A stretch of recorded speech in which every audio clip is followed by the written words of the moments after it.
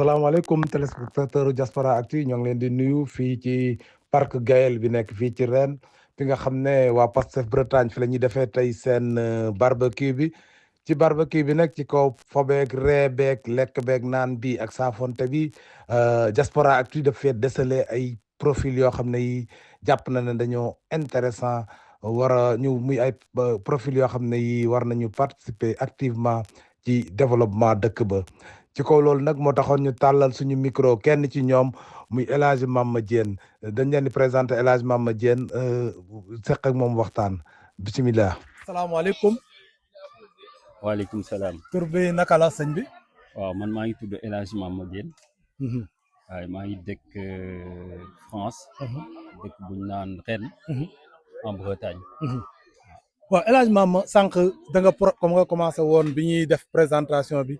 nga décliné tuuti ci sa profil muy lu ma intéressé bëgg naa nga ñëwaat ñu ci sa profil de manière beaucoup plus détaillée. alors El Hadj Mama ndaw Sénégal la. bu jógee Sénégal y a quand même un petit moment. ñëw fii nii am bourse Sénégal ñëw fii nii jàng si. voilà bay mu paree jàng nag dem ba thèse. ba mu paree jàng def thèse am en physique wut na liggéey nag ba sonn Sénégal amu ko léegi bon finalement amul liggéey Sénégal te mënul dem Sénégal noonu rek toog loxoy neen waaw finalement El Hadj Mama mu ngi fii nii di continuer voilà benn instant maa ngi doon liggéey Université Lyon ci benn projet ba nga xamante ni c'est pour un dispositif médical pour les gens qui ont le diabète de type 2 mooy diabète ba nga xamante ni day jàpp sa tànk ba mujj gi dañuy mujj dagg sa tànk amputé la donc du coup ci projet boobu noonu laa doon liggéey et vraiment bu ma xalaatee ba ci biir projet la ba nga xamante ni mën na intéresser Sénégal bu baax et que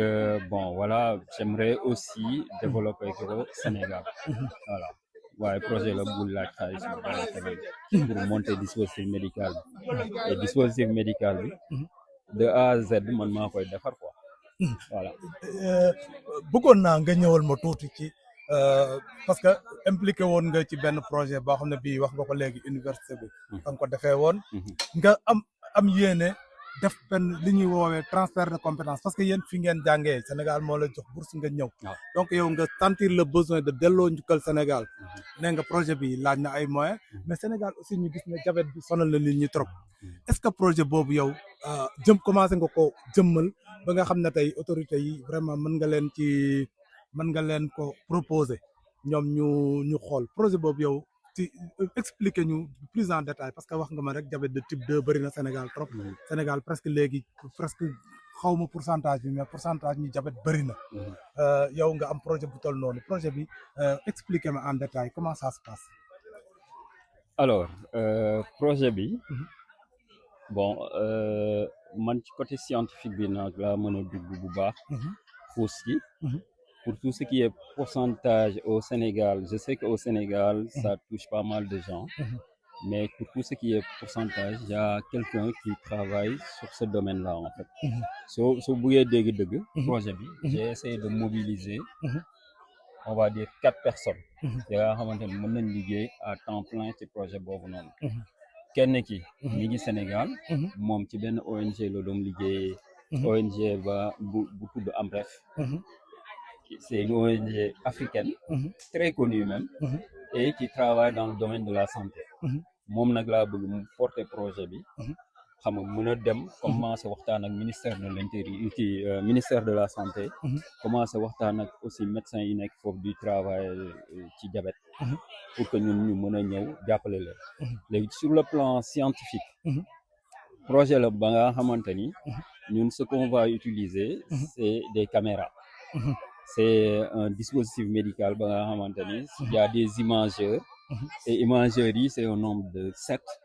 et sur chaque imageur il y a ce qu'on appelle une caméra dans le visible, 2 caméras dans le visible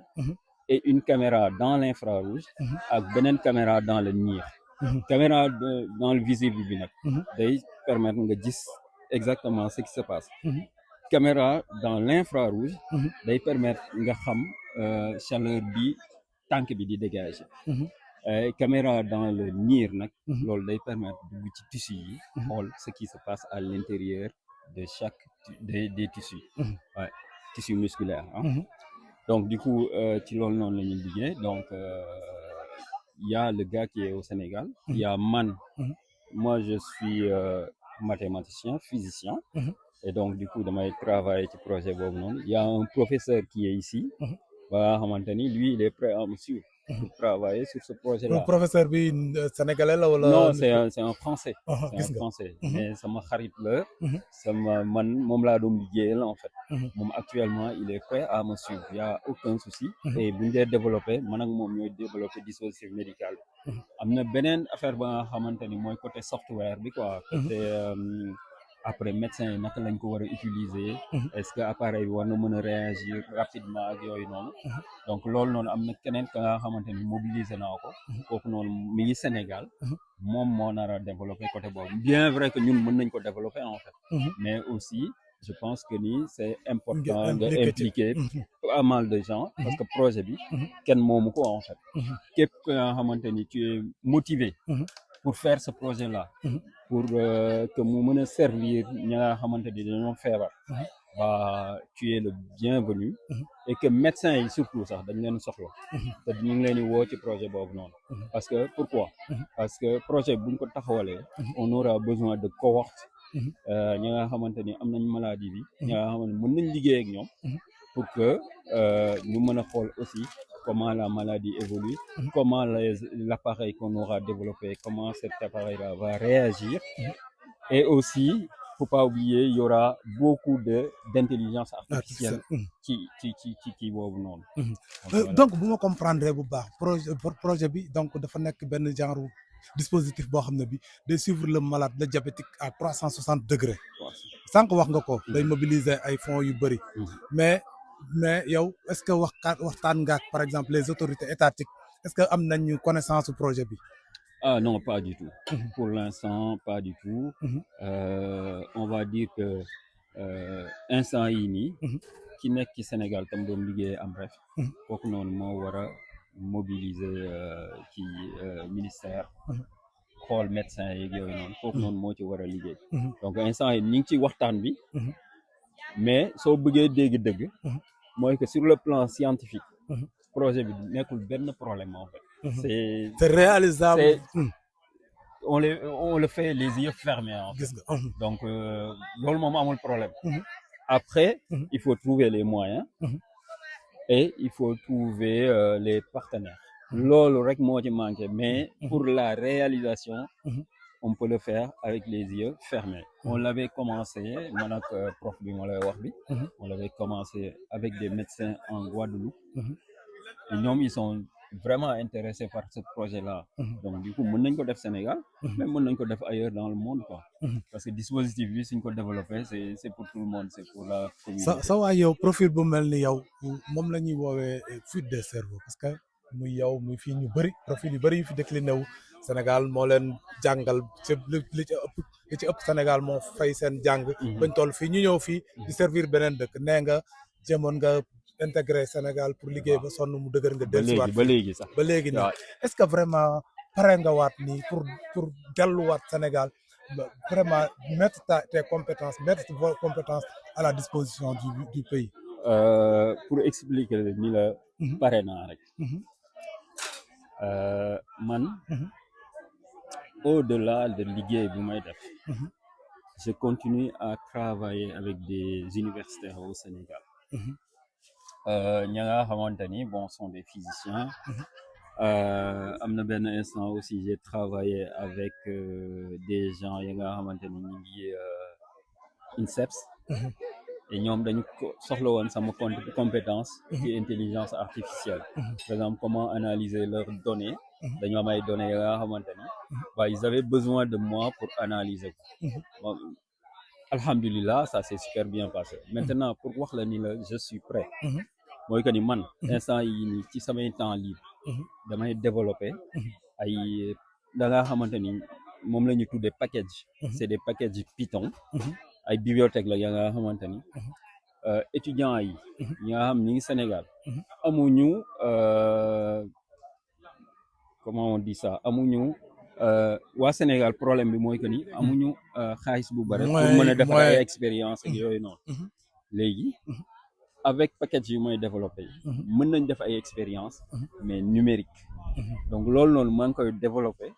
et maa ngi koy développé en collaboration ak benn prof ba nga xamante ni mi ngi Sénégal et voilà quoi, c'est quelque chose que j'aime. J'aime mon pays, j'aime partager mes connaissances et mes compétences. Et que bon, voilà, c'est-à-dire que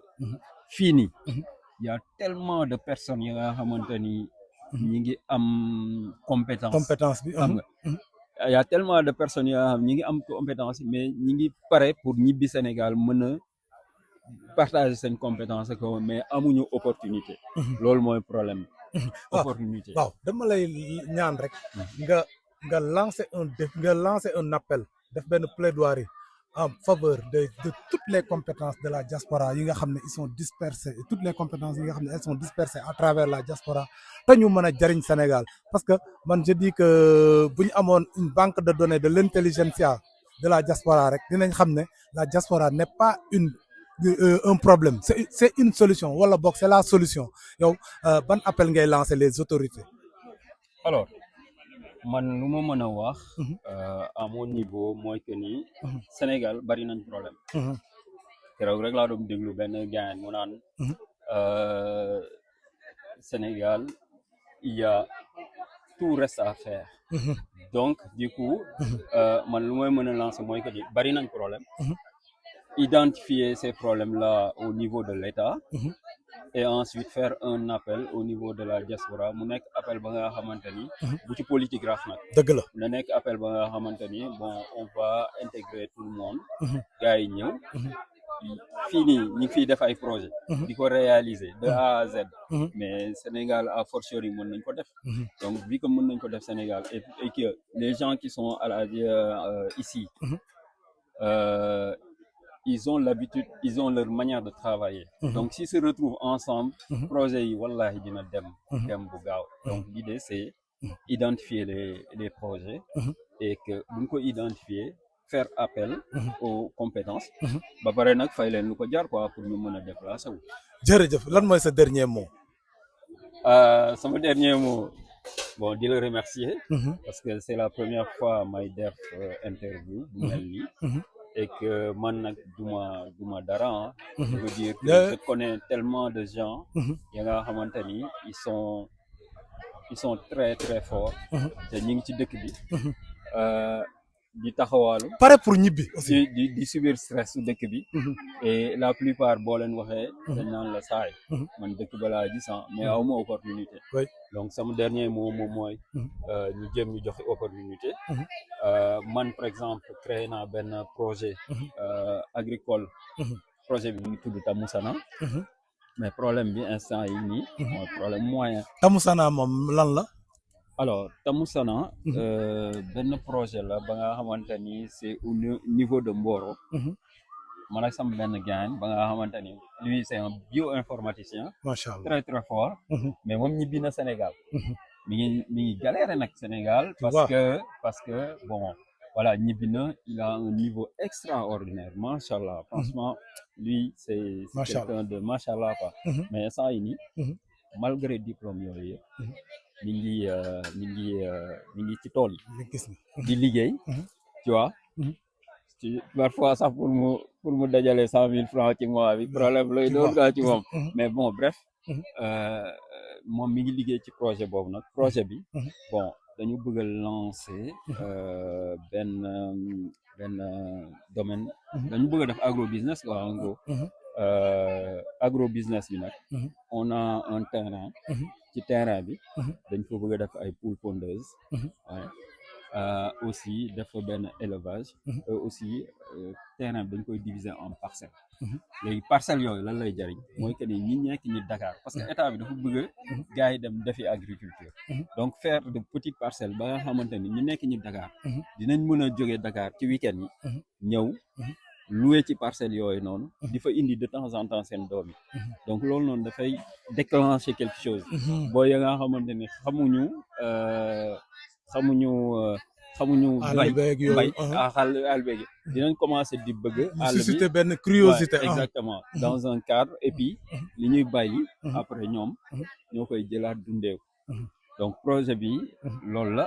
après nag y aura des poules pondeuses ya nga xamante ni c'est élevé en plein air et que c'est de l'élevage bio aussi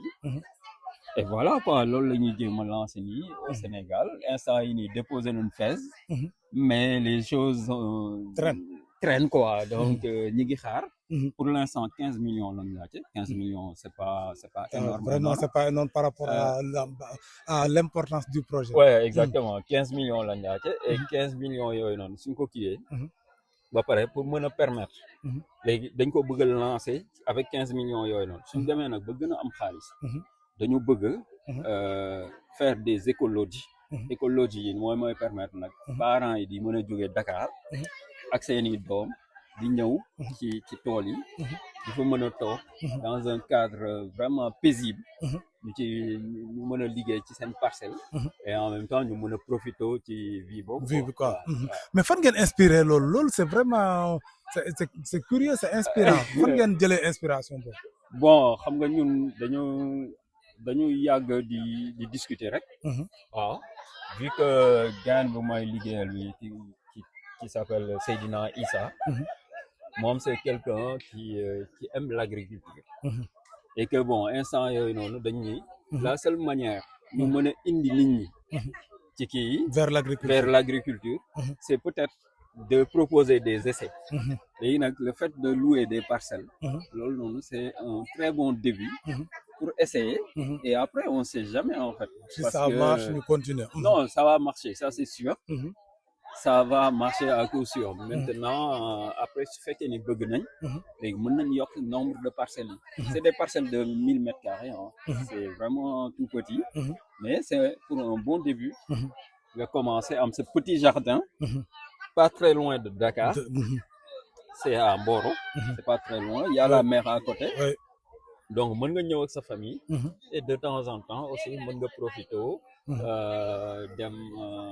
comment dirais-je profiter dem plage affaire yooyu noonu quoi lakk jën affaire yooyu ci la bokk moom c'est une très bonne idée donc yow daal dama lay bàyyi nga waxaat laajoon naa la sa dernier mot dama la koy laajaat parce que yaa dugal lii muy affaire bu am importance on a oublié dañu fàtte woon aborder ko au cours du débat mais heureusement fàttali nga ko dugalaat ko donc ñu bàyyi la rek nga wax lan mooy sa dernier mot dernier mot bi mooy ñun moom Sénégal rek moo ñu ñor donc Sénégal ca kaw ca kanam et je pense que si on s'inspire des gens qui sont dans la diaspora je pense que ni Sénégal mën na gën a jëm ci kanam ak ci kaw yéen dañ leen soxla yéen Sénégal moo leen soxla parce que on a marre di vraiment di dem foo dem gis ay sénégalais ñooy nekk ci kanam sànq damay wax di tooñ ne même boo demee fi ñu raxasee bool sax ki gën a aay ci raxas bool sénégalais la donc dañu war a jël diaspora bi comme une solution non pas ay sénégalais entièrement à part mais c'est des sénégalais à part entière yoo xam ne yi dañu am njariñ te gis nga quoi qu'on dise ñi koy dénouer ci diaspora bi lañ nekk loolu man loolu laa gëm parce que yàgg naa rencontrer ay sénégalais fu ma dem ndaje bu ma dem dafay gën a fes macha allah sénégalais la donc je crois que yu ñu mel ni yéen le Sénégal a besoin de te dañ leen sànq wax nga ko dañ nga ne nañu jël impliqué diaspora bi te buñ ci boolee daraay politique c'est important waaw loolu moom dëgg la moom ndaxte xam nga rek buñ dee wax naan voilà ñun dañuy privilégier ñun bokk ñu Pastef mais am na ñi nga xamante ni bokk ñu fenn xam nga te mën nañ liggéey donc du coup buñ leen écarter rek bu baax donc quand on dirige c'est-à-dire que même sa kër sax di nga am doom ba nga xamante ni du la déggal waaye boo dee diriger aussi mënoo ko xam nga mënoo ko mënoo ko exclure waaw mënoo ko exclure sa da doom nga la koy da nga ko ciy comme boole on donc dit en wolof xar mbaam gàtt na mais ci jur gi la bokk. waaw Il exactement faut que waaw ñu prendre en compte et en considération toutes les sensibilités. exactement loolu c'est important. ouais ñu ngi lay sant di la gërëm. waaw vraiment c'est important. merci beaucoup jërëjëf. sa waa yow man dafa am benn émission bu may def. ça s'appelle Excellence Diaspora.